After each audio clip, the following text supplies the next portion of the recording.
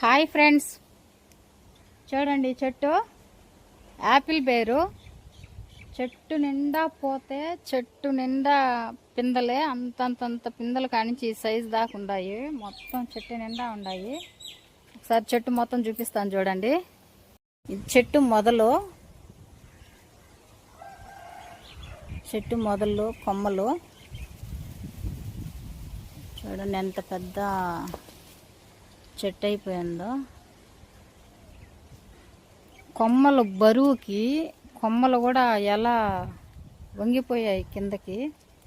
కొమ్మల బరువుకి కిందకి వంగిపోయినాయి మొత్తం కొమ్మలు. ఎన్ని కాయలు ఉన్నాయో, ఇంతంత సైజు కాయలు ఉన్నాయో చూడండి. మొత్తం చెట్టు నిండా పింద పోత కాయలు. చెప్పలేనన్ని కాయలు ఉన్నాయి.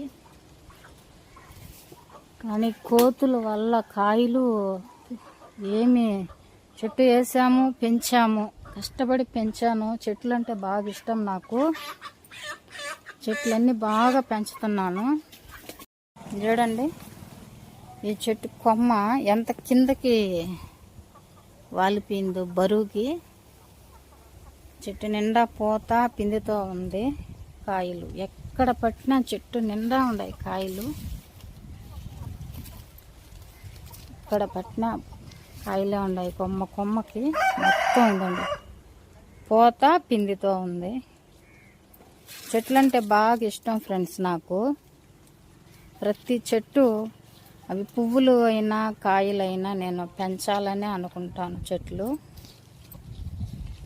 కానీ మాకు కోతులు ఎక్కువ ఉన్నాయి. కోతుల వల్ల ఫ్రూట్స్ ఏం ఉంచట్లేదు. మొత్తం తినేస్తున్నాయి, కొరికి పడేసేస్తున్నాయి. కొమ్మలతో కూడా ఇంచేస్తున్నాయి. చూడండి కొమ్మ నిండా పోతాయి కాయలు. ప్రతి కొమ్మకి ఒక చోట ఉన్నాయి కాయలు, ఒక చోట లేవు అని చెప్పడానికి లేదు. మొత్తం చెట్టు నిండా కాయలే. చెట్టులాగా లేదు, పెద్ద వృక్షంలాగా పెరిగిపోయింది. కొమ్మలుగా ఎలా ఉందో చూడండి. ఎంత పెద్ద చెట్టు అయిపోయిందో. ఇది 4వ సంవత్సరం, 3 సంవత్సరాలు చెట్టు వేసేసి.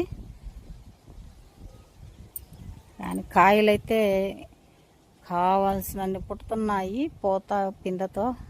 కానీ కోతులు అన్నీ పెరిగి పడేసేసిపోతున్నాయి. ఈ కోతులు రాకుండా ఉండే మార్గం తెలియట్లేదు. ఎవరికైనా తెలిస్తే చెప్పండి.